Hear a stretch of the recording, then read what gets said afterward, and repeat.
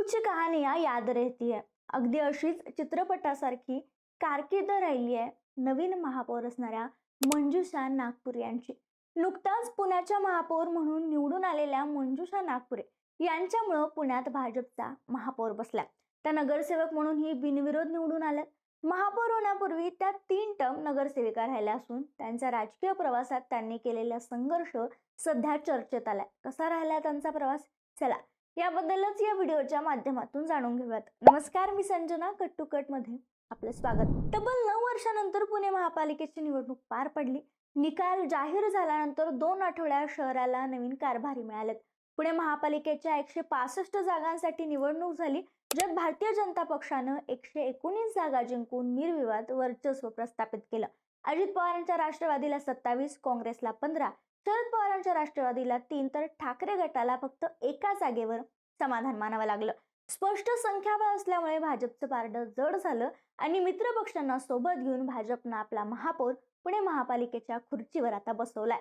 महापौर पदासोबतच महायुतीकडेच आता भाजपचं उपमहापौर पदही गेलं आणि या महापौर पदाच्या शर्यतीत मंजुषा नागपुरे या जिंकला असून त्यांना महापौर पद देण्यात आले.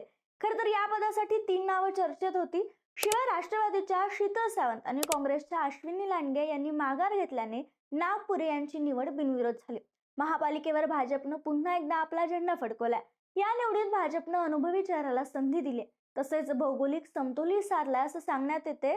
कारण मंजुषा नागपुरे ज्या प्रभागातून निवडून आल्या आहेत, अर्थात सिंहगड रोड परिसरातून, त्या परिसराच्या इतिहासात पहिल्यांदाच महापौर पद मिळाले. त्यामुळे त्यांचं नाव अधिक चर्चेत आहे.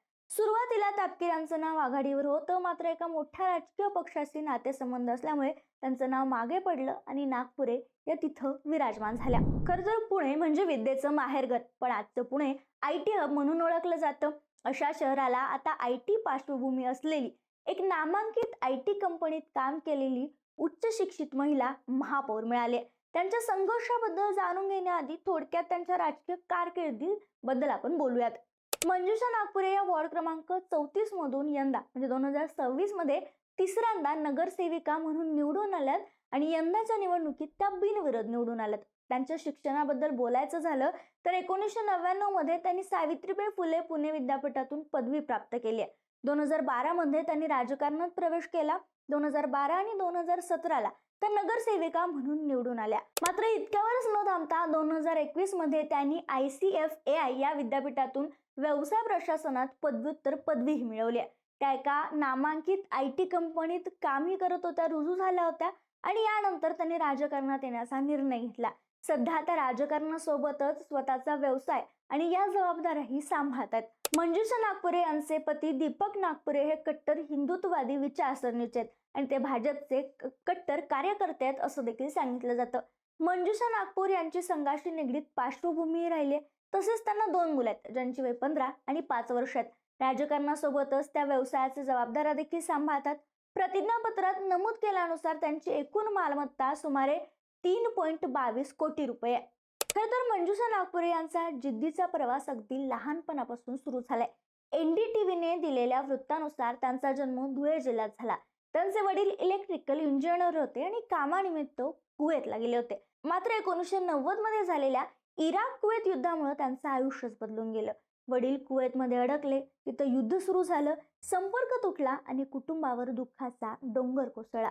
वडील बेपत्ता झाल्यामुळे आर्थिक परिस्थितीही ढासळली. अशा परिस्थितीत त्यांच्या आईने दागिने गहाण ठेवून त्यांच्या मुलांचं म्हणजे त्यांचं आणि बहीण भावांचं पालन पोषण केलं असं सांगितलं जातं आणि मोठ्या बहिणीनंही शिक्षण सोडून घर सांभाळलं. अशा परिस्थितीत मंजुषा नागपुरे अभ्यासात हुशार असल्यामुळे त्यांनी कुटुंबाला हातभार लावण्यासाठी स्पोकन इंग्लिशचे क्लासेस देखील घेतलेत असंही सांगण्यात येतं. वडिलांना परत आणण्यासाठी पंतप्रधान आणि राष्ट्रपती यांच्याशीही पत्रव्यवहार करण्यात आला होता आणि अनेक वर्षानंतर त्यांचे वडील घरी परतले. परिस्थिती सुधारल्यानंतर त्यांनी पदव्युत्तर शिक्षण पूर्ण केलं, नोकरी केली आणि 2012 मध्ये भाजपच्या माध्यमातून राजकारणात प्रवेश केला. सुरुवातीपासूनच त्या राष्ट्रीय स्वयंसेवक संघ आणि अखिल भारतीय विद्यार्थी परिषदेत सक्रिय होत्या. त्यामुळं त्यांना अनुभव देखील होताच आणि मग इतका संघर्ष, जिद्द आणि चिकाटीतून पुढे येत नगरसेविका झाल्या. 1-2 नाही तर तब्बल 3 वेळा त्यांनी नगरसेविका पद भूषवले. आता तर 3ऱ्या टर्मच्या नगरसेविका राहिल्यात, त्याही बिनविरोध निवडून आल्यात.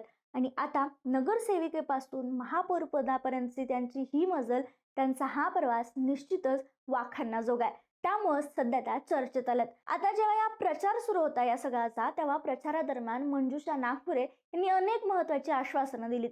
जसं की सिंहगड रस्ता जो त्यांचा प्रभाग आहे त्या परिसरातील वाहतूक कोंडी दूर करणं असो, सिग्नल यंत्रणेत सुधारणा करणं असो, तसेच मुठा नदीकाठी फ्लड अलर्ट सिस्टीम उभारणं, अशी अनेक आश्वासनं किंवा अशी अनेक कामं त्यांनी प्राधान्याने करण्याचं आश्वासन दिलं.